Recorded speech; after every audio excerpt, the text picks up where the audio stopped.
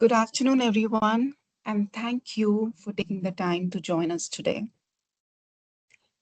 We do understand that when life feels uncertain or emotionally heavy, even showing up to a session like this can take intention. The current situation may have created different reactions in each one of us. Some of us may feel anxious or unsettled, others may feel distracted, irritable, or mentally exhausted. And some may not fully understand what they are feeling. There's just a quiet sense of unease. Please know that all of these reactions are completely human. Today's session is about creating a safe space to pause, to understand what happens to us psychologically during uncertain times, and to learn gentle, practical tools that can help us feel more grounded and steady. We are grateful to have Miss Ira Naeem with us today, who will guide us through this conversation with professional insight and compassion. Miss Ira is a clinical psychologist with over a decade of experience in Dubai's mental health sector. I encourage you to be present in whatever way feels comfortable for you. If something resonates, please take note of it. If you have any questions or you feel like sharing something, please feel free to use the chat box. If you feel the need to simply listen quietly, that is also perfectly fine. With that, I will hand it over to you, Ira. Thank you so much, Shivani, for the intro, and thank you so much for arranging this session. I mean, this is the efforts collectively we can do.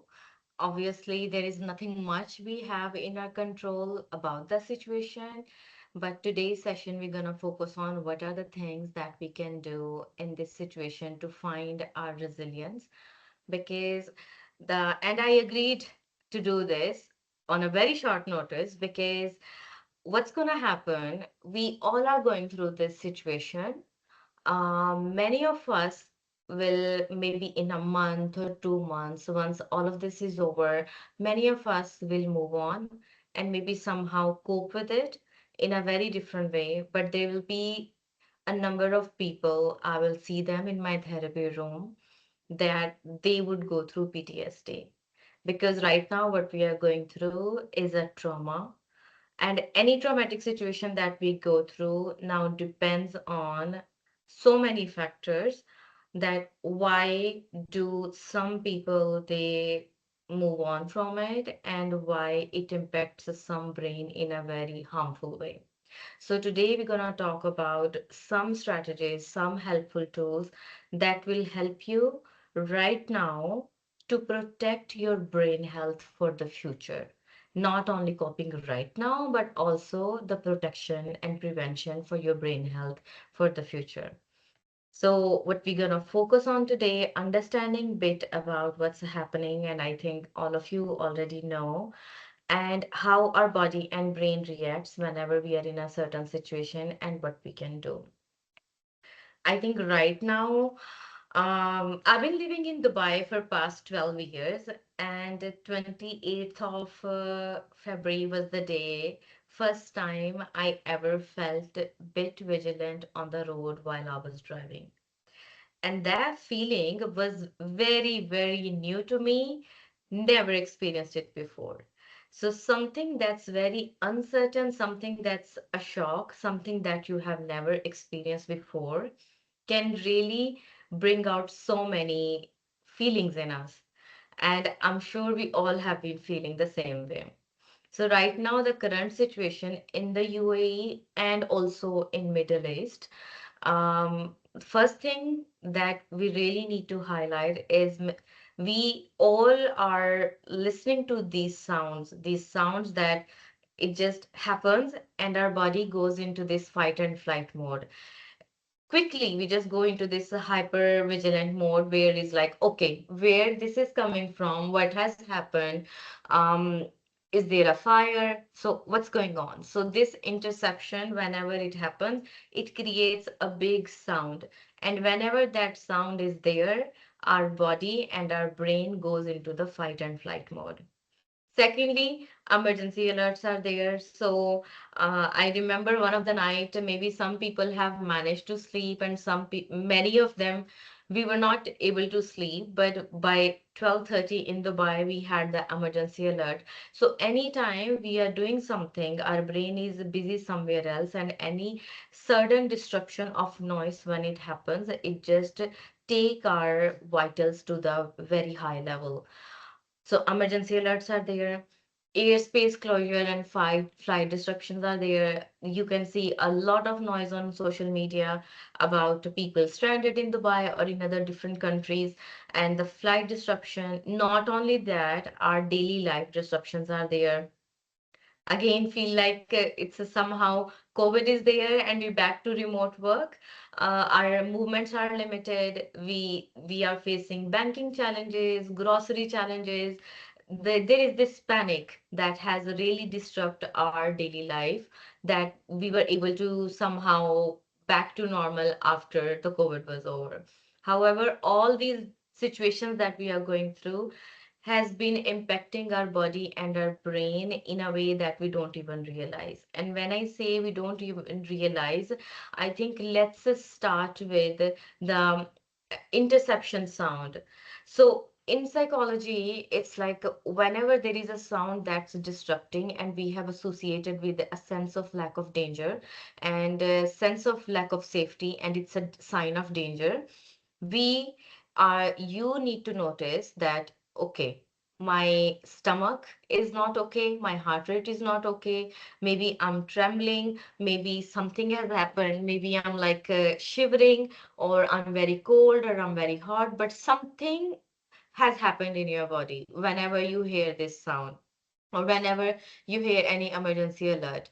But what we really need to understand that you don't have control over that sound because it's gonna be there. So now what's gonna happen? Slowly, any sound, for example, closing the door with the loud noise, that can also trigger a reaction from you, because brain is supposed to give a reaction whenever there is a sense of danger.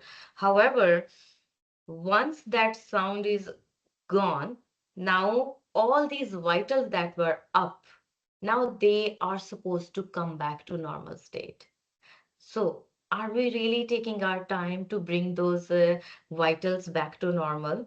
Because if we don't bring our body and our brain back to the normal state, it can really lead to chronic stress and chronic anxiety, which ultimately give our brain the sense of lack of safety and which develops into PTSD.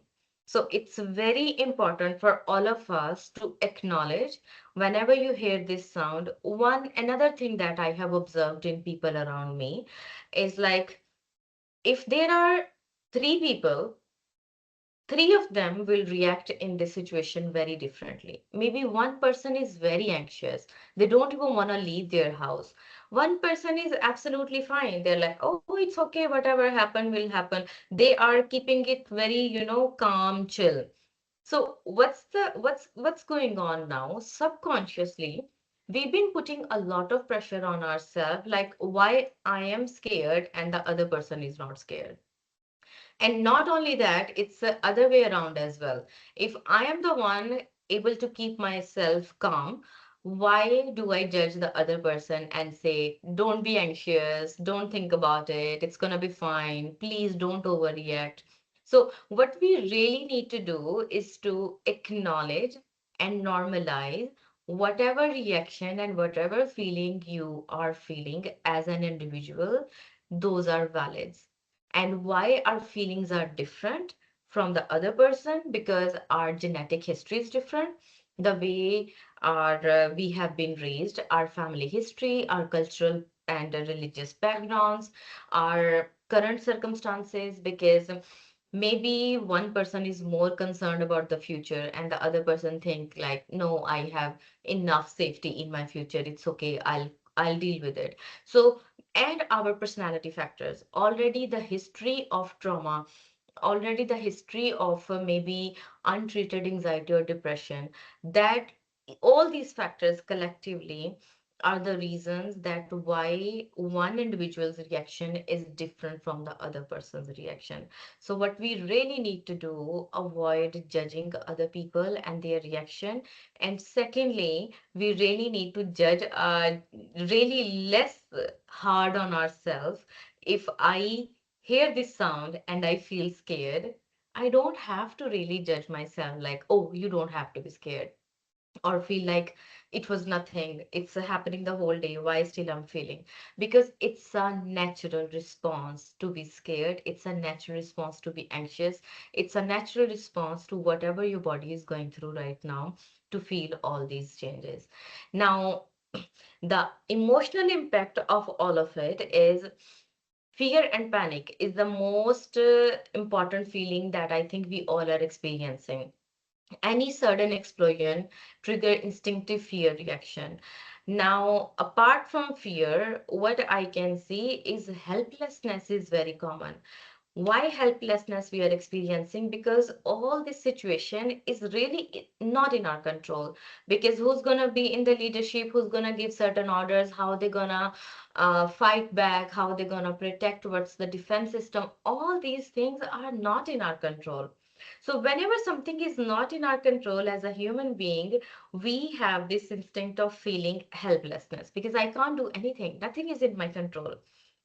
And another feeling that I have observed with people around me or from the work that I have done is anger. Anger and frustration. Now, anger and frustration is like nobody signed up for this. When we maybe move to Dubai, or maybe as a human being, nobody wants to experience war. Nobody wants to experience such level of uncertainty and anxiety. Nobody wants to experience this sense of lack of safety, because all we want as a human being is a safe environment for ourselves and for loved ones, and to have a very normal, chill, safe life. But when that's not been happening, it just creates a lot of anger and frustration.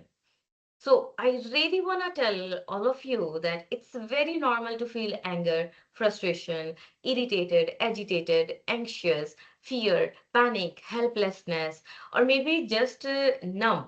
It's absolutely fine to feel all these feelings. However, what do you do with those feelings? That really matters.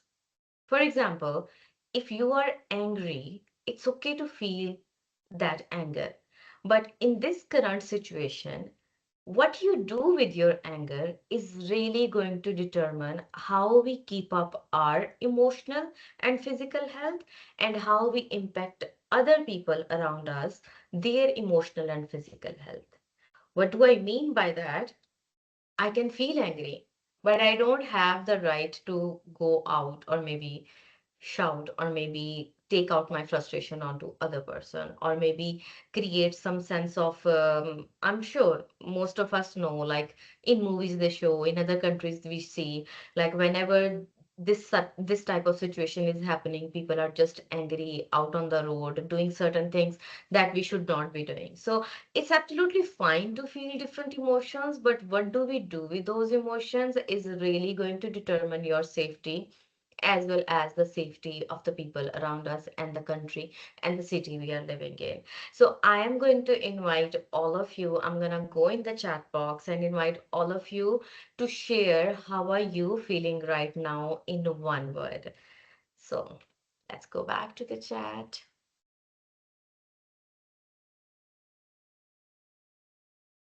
So how are you feeling? We are 143 people, so at least I'm expecting maybe 10 to 15 responses in chat box. Okay, I'm good. Anxious, crazy, flight mode, worried, relaxed, anxious, grateful, fear, I'm okay, good, normal, chilling, confused, blessed, I'm fine. Wow. Worried about global market situation, I'm good, I'm fine, worried, relaxed, confused, I feel scared of every loud sound. I totally understand that. I'm okay, relaxed, take it. eager to get some updates from the authorities, anxious. Yes, they're gonna hold a meeting. I'm sure they were doing it at 3:30. Great. I'm so glad like people are so interactive and people are very responsive in the chat box. And as you all can see, in the chat box, we have different emotions.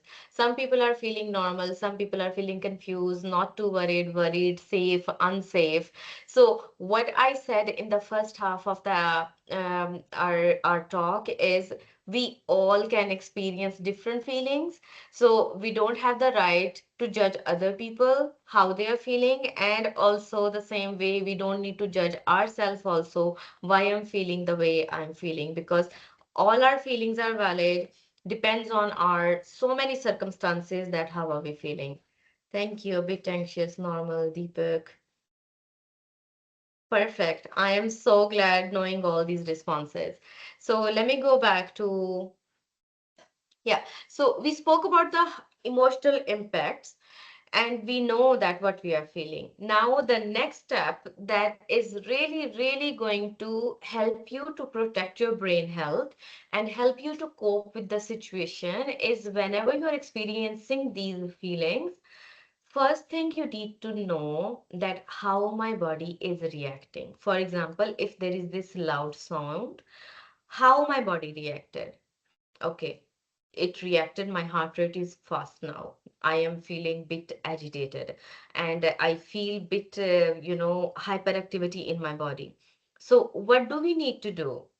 The first thing we need to do is uh, once the sound is over, you really have to take a pause and take a deep breath.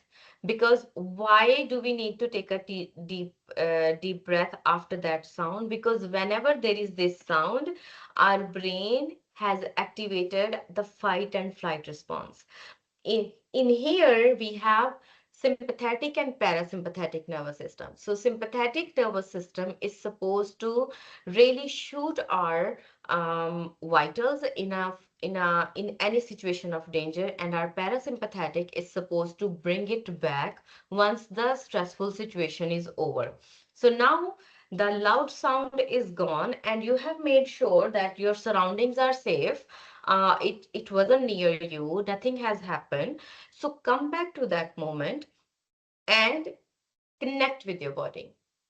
Connect that how I'm feeling. Then take a deep breath. You can inhale from your nose, but the exhalation needs to be really, really long. Whenever we take a long exhale from our mouth, our parasympathetic nervous system gets activated and our brain receives a message that I'm safe. Now, this is a very cliche technique. Everybody talks about the breathing.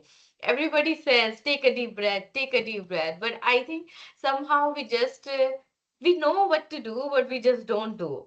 So, anytime you are sitting and thinking about it, you are anxious, you heard this loud noise, you are just agitated and frustrated from whatever is happening, maybe give yourself few seconds to take 2 to 3 deep breaths. And that's really going to reconnect you with your body and help your brain to feel calm. Apart from that, now we all are going through this situation, almost the whole Middle East, Iran, other countries, even the world all around, everybody is watching, everybody is going through like different things. Now, as I said, this situation is a traumatic situation. Now, how do we deal this situation is really going to determine that once the situation is over, how do I feel? Now, again, if you end up developing anxiety out of it, that does not mean you are weak. That does not mean that you don't have the strength to cope with it. It just means that your capacity and your genetic history, your brain chemistry, your circumstances are different than other person. However, what we can do is acceptance. As I said, allow the feelings to be present. Allow whatever you are feeling, just name the feeling and accept it rather than fighting it back. For example, many people are frustrated, many people are scared. It's okay to say I'm scared. It's okay to say I'm afraid. It's okay to say I'm anxious. We don't have to put up that mask that to say like, no, I'm absolutely fine. So please be genuine with your feeling. Second is cognitive diffusion or reframe. Now, what's a reframe? I mean, this is the example. Let's take it from interception loud sounds that we all have been hearing. Um, Whenever you hear this sound, maybe reframe the thought rather than thinking like I'm in danger because I have heard this. Maybe think of it as, oh, they are defending us, they are diffusing it, they are intercepting it, so I'm safe. So it's just like reframing the situation. Diffusion is whenever you hear this sound and so many thoughts will come into your head as if like in within like 10 seconds your brain will imagine like fire will be there, this will happen, that will happen, what I'm gonna do, maybe I should run. So the diffusion is allow your thoughts to come and let them pass as they are waves without believing on them. Don't believe on it. If the thought is saying like I am gonna be in a fire or I'm gonna die, don't believe on it. Just let it pass. The third is being present. Now, being present again, I don't think so. There is anything new that I'm gonna share with all of you. It's just that we just need to be mindful about to practicing it, acknowledging it, what we are going through. Being present in any given moment will help you because right now the situation is very uncertain. So our brain can't help us, but imagining different scenarios about the future because we all want to make plan. This is human instinct. We want to make sure I know what's coming in my future and I'm ready to deal with it. However, all those scenarios are not going to help you in any way because how this situation is going to unfold itself is not in our control. It literally depends on so many different circumstances and different people, authorities. Nothing is in our control. Next is the self as context. You really need to understand right now the feeling of helplessness, the feeling of victimization, the feeling of it's happening something worse to me. Why this is happening to me? This feeling is really not going to help you to move on from it or to cope with it. Because I understand we all are going through this, but we really need to look at it as an experience rather than me as an individual. Yes, I have, it will be in my history, it will be in my memories that I have witnessed something like this. It was an experience, but that does not define me as a trapped or helpless person on a whole. Next, most important part is the values. We, usually when COVID came, so many people changed so much of their perception about different things. I think this situation is also similar to that. We really need to understand the values, what really matters to me. Now, what really matters to you is depending on maybe connection, maybe taking care of your loved ones, maybe taking care of yourself, maybe something on a community level, maybe do something. So identify your values and behave within those values. And when it comes to acceptance practice, there are so many things that we can do. If you are not going out, still move your body, shake your body within the house. If you can go out, if it's safe, if you want to go to the gym, maybe go for a gym, maybe go for a walk. But if it's not safe, if you don't feel safe outside, don't go there. But still move your body. Put a song and just dance on one song. Sleep and nutrition is now important more than ever because any state of crisis, any situation of crisis, or something big that we are going through in our life, what really is going to help us to cope with it is that we sleep and we nourish ourselves. Because if our body and brain has enough sleep and enough fuel, we will be able to cope with it. Otherwise, anger, frustration, agitation, anxiety, it will be much more than usual what we feel. Apart from that, journaling, reading, therapy if it's needed, emotional connection, connect with the other people, create some laughter, create some intimacy, try to distract yourself with something that whatever you can do. Spirituality, whatever you believe, whatever religion you belong to, whatever values of spirituality you believe, hold on to that and practice that. Because for me personally, religion is something, a belief that's gonna make me feel safe and make me feel comfortable that there is some higher authority on top of me that's there, and that's gonna give me the hope that it's gonna protect me. So for every person, whatever religion or spirituality you believe on, or even if you don't believe on, you practice that. If you believe on Mother Nature, if you believe on um, anything, whatever you believe on, just try to practice it much more than before. Suppression is not good. Suppression is the one, like anything that I'm feeling, if I'm gonna suppress it, if I'm really gonna deny what I'm feeling, that is really not going to be helpful. It affects our memory in a long run. Mindfulness and meditation we spoke about. Like now, mindfulness is not something that I sit down and practice meditation for 10-15 minutes. Anywhere I'm sitting, even right now, you can see my screen. So focus on the screen, focus on the colors, focus on the maybe different fonts, focus on different sizes of the fonts, focus on how many lines are there, how many sentences are there.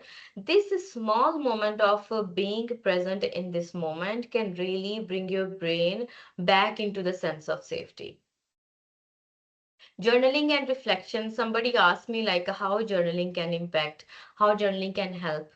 It can help in a way as if like all the emotion and fight and flight and fear response have activated amygdala, the part of the brain, amygdala, it has activated that. Now, once we write about those emotions, we write about it or we talk about it, that really brings back and activates our frontal lobe, prefrontal cortex. That's more with the logic, that makes more with the sense, like making sense of everything that we have been feeling. So maybe try to speak to someone, try to maybe write about it. And another very important question somebody asked me today, one of my patient, is I am going through what I'm going through, but what can I do for the people around me? Because I'm sure in the aeroplanes also they tell us put your mask first, oxygen mask first before helping someone else. So what's happening right now? I'm sure many of you've been experiencing.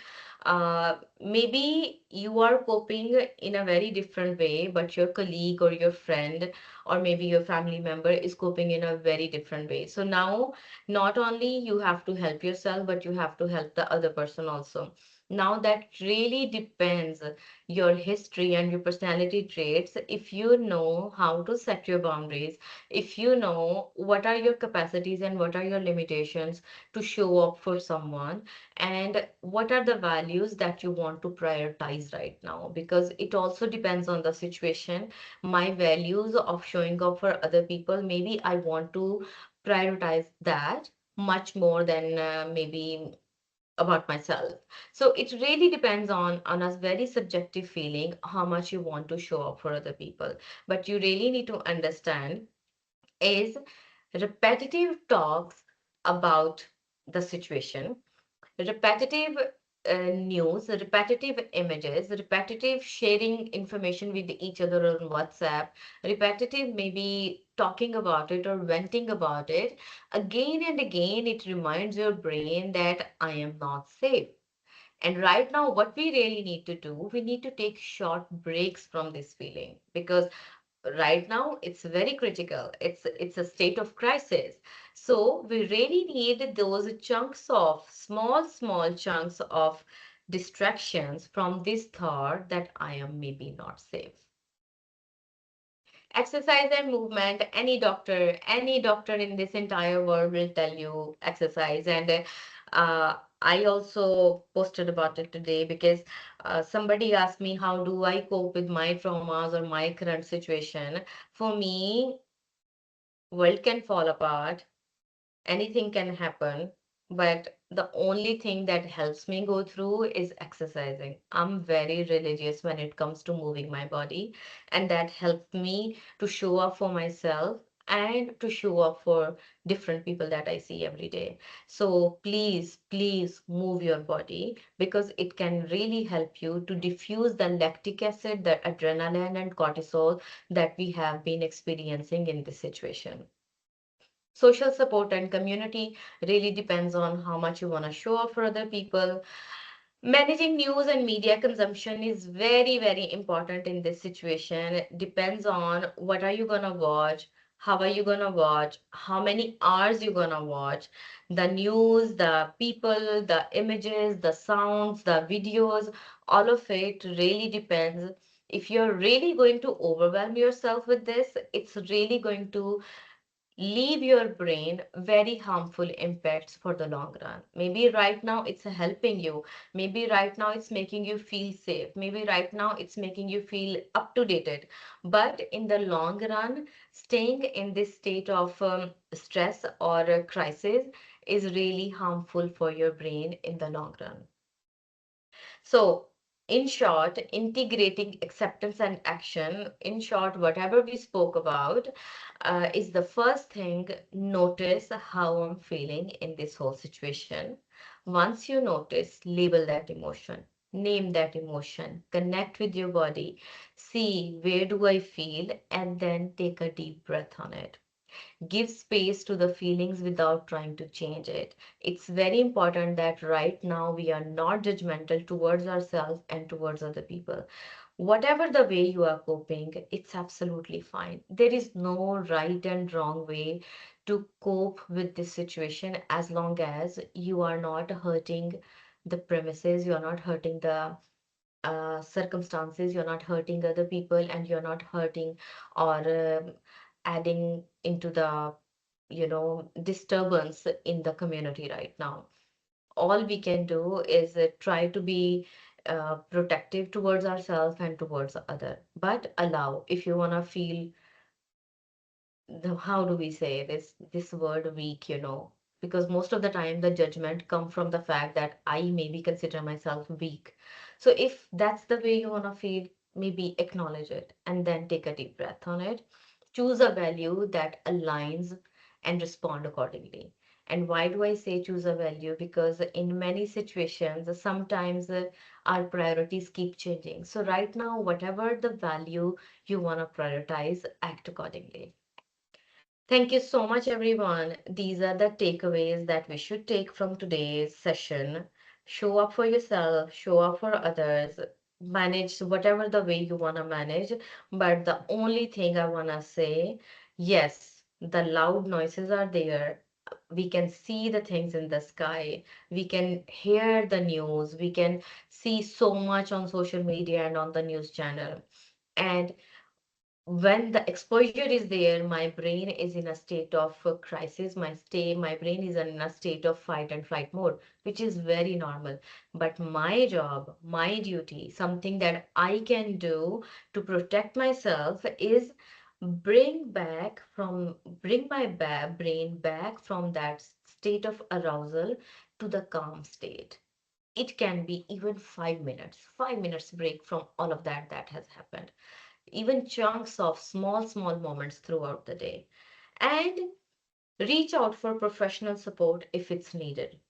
Now, the very important question I got today is, when do I know that I should reach out to a professional?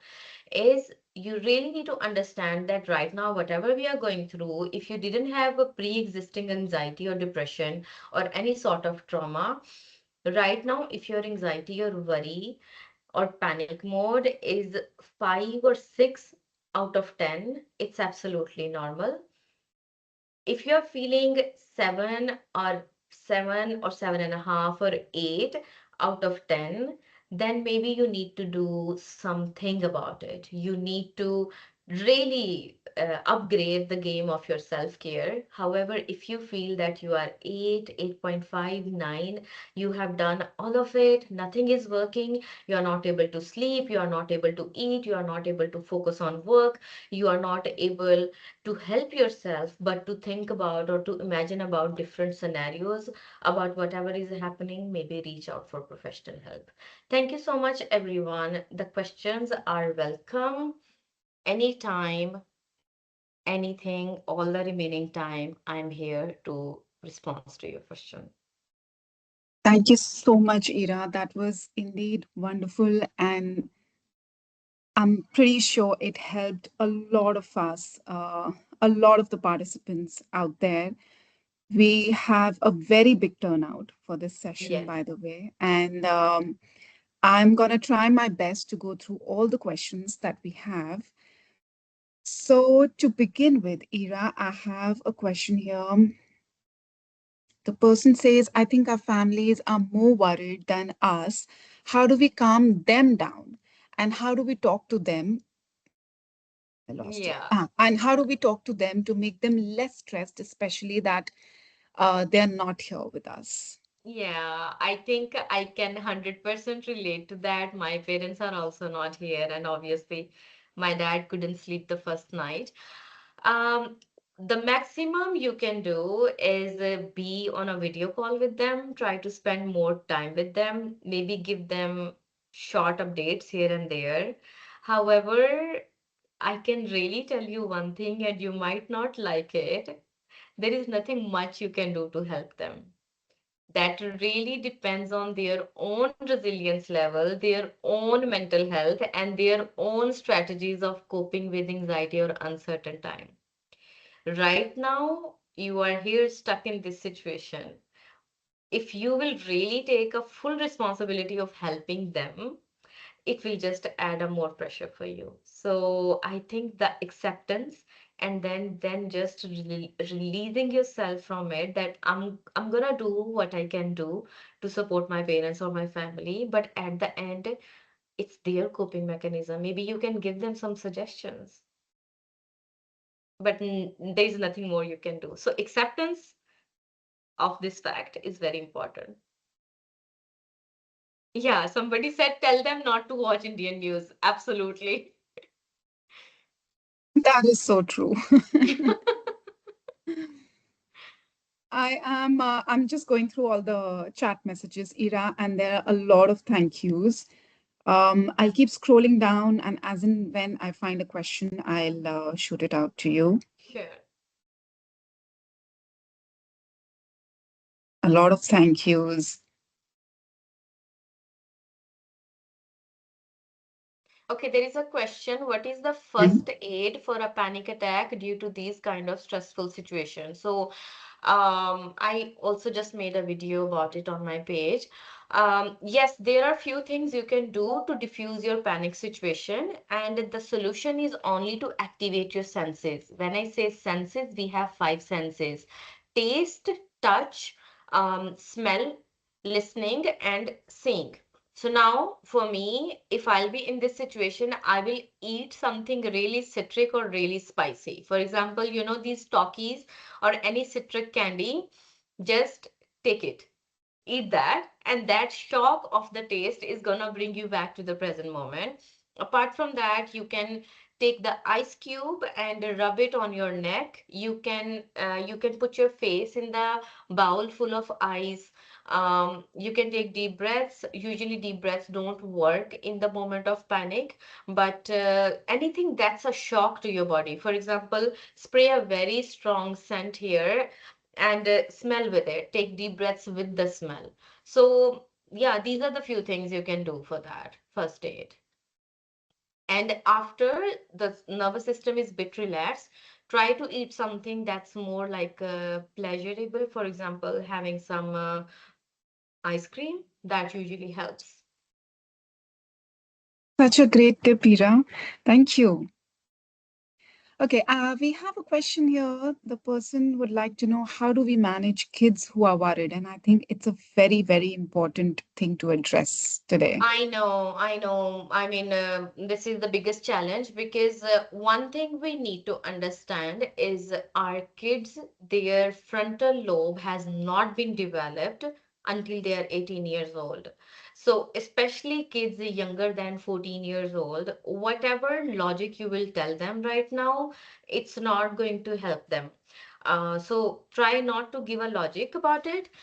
So what we can do is try to create some sort of fun throughout the day, and whenever they ask question or whenever the sound is here, you listen to this sound and try not to act in a way like that make them feel is it's very fearful, and just to play some games with them, spend some time, and just limit their exposure from social media a lot, because whatever they will see, nothing will make sense to them.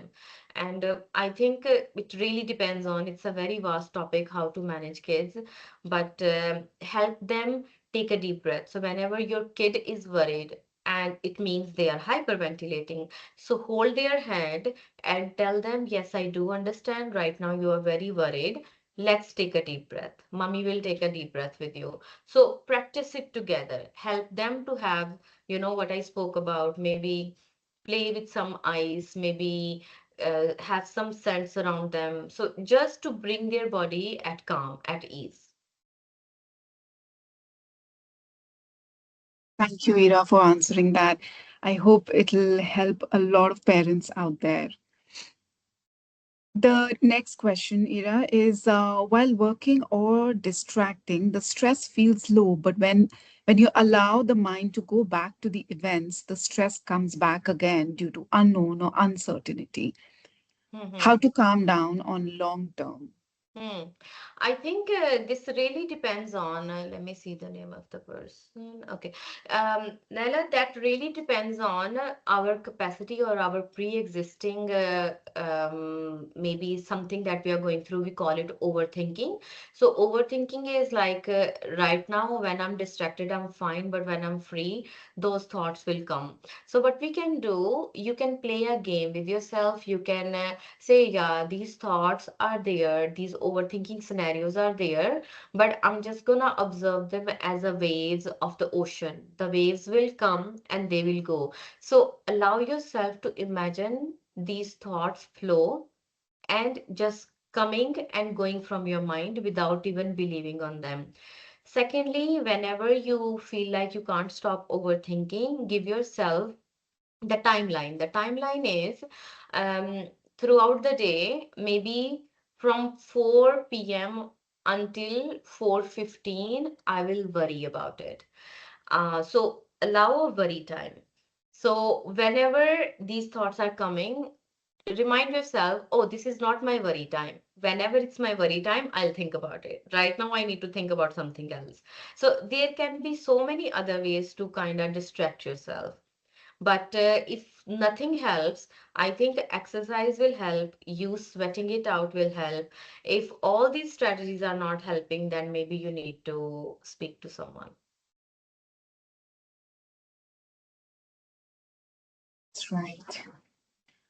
Um, Another person is requesting if you could share the list of exercises to relax when being stressed during this situation. Um, Okay. I So the exercise I would say is the deep breathing. And apart from that, you can Google one thing. It's called progressive muscle relaxation technique. So progressive muscle relaxation. There is a script on Google for this exercise. You can do it at any given time in your house, in your office, on your bed, on your couch, on your chair. It would take 5 to 7 minutes to do. You can easily find the script on Google. Just practice that.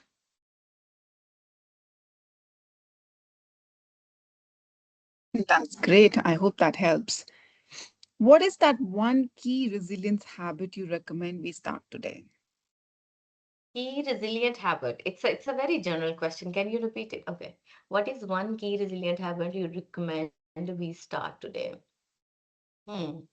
I think nothing is more resilient than being aware about ourselves. So maybe start today giving yourself permission and giving yourself an opportunity to know about what you're feeling today and start practicing it every day. Because most of the time, our days we spend just days coming and going and everything is flowing. We hardly take a moment and ask ourselves how I'm feeling. So observe what I'm feeling, where I'm feeling, name it, and then name it, observe where I'm feeling in my body, and take a deep breath on it. And I think nothing is much more stronger than this.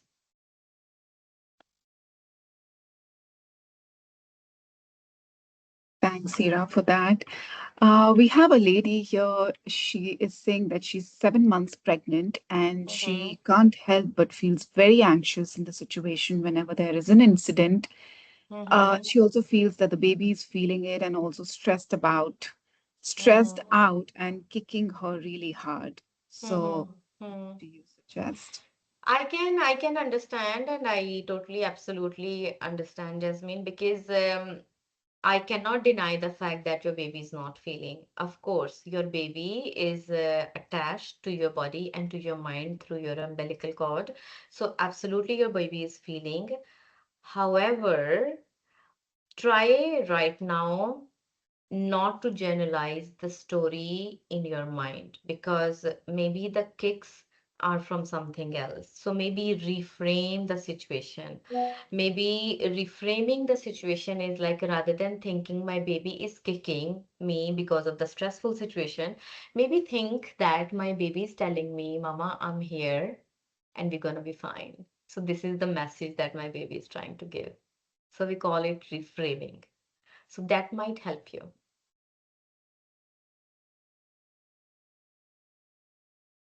Thank you, Ira.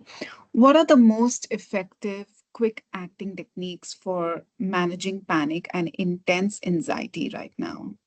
Yeah, I think anytime there is a strong panic or strong anxiety after the sound or anything, hug yourself tight. Really like tightly hug yourself. Give yourself like massage like this on your body. Ask somebody to give you the hug. Ask somebody to hold you very strong. If that doesn't help, what I spoke about, maybe eating something really sour or really citric, take a lemon and squeeze the lemon on your tongue. Take ice cube, maybe take deep breaths or put a music and start dancing, but diffuse it. Whatever you're feeling in your body, shake it because your body has to be shaken to come out of that panic mode.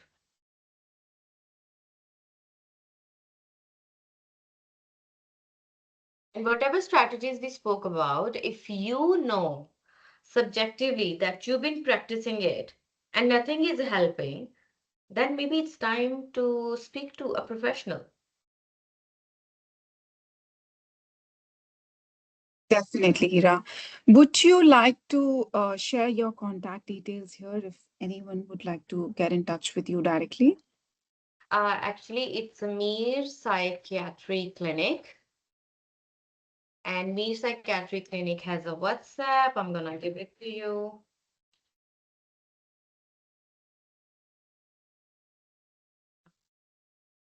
052976562.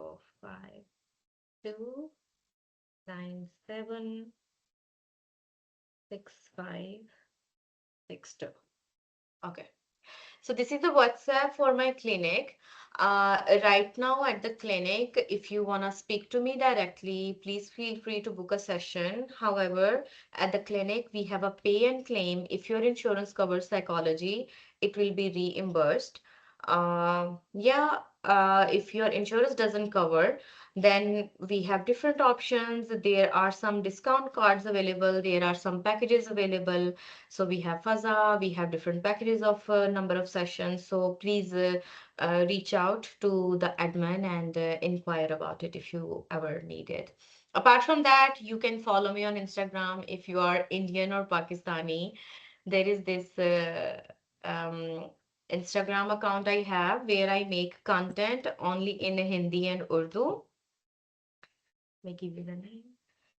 So,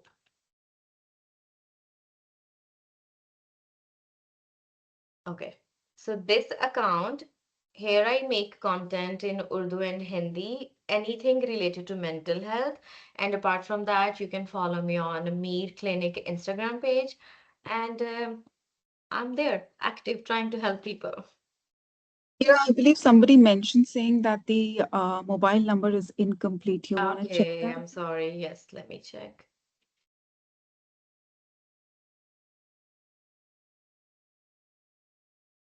052 975 6562. 052, yeah, 975 6562. Yes, now it's fine. Perfect. Thank you so much, Ira, for guiding us so Thank you thoughtfully so today. much, Shivani, for arranging this. And everybody, I know we all been going through this. Really depends on our history, our genetic history, our personality traits, our current circumstances, that we all cope in a different way. So let's try not to be judgmental. Let's try not to put a burden on other people. And let's try not to be judgmental towards ourselves and do the best we can do in this given situation and believe and hold on to the hope that we have on our values and on our country and on our leadership. So let's hold on to that. That is such a great message, Ira. And honestly, I genuinely want to thank you to accept this on such a short notice. No Like worries. you rightly said, this is our way of helping our community and Yes. giving back to the community. Yes. Thanks a lot. And Thank thank you you. to everyone who joined and allowed yourself this time to pause and reflect and patiently listen to the specialist and learn the tips and tricks that were shared by Ira today. If there is one thing I hope you take away from today, it is what you are feeling is valid and you do not have to navigate this alone. Just these small consistent practices that we learned today, the breath work, the reframing of the thought, it can make a very meaningful difference over time. So please take care of yourself in the coming days. Stay connected to people who make you feel safe and supported. And most importantly, please be kind to yourself. Thank you. Thanks once again for being here with us today. Thank you. Thank you, everyone. Thank you. Bye bye. Thank you. Bye.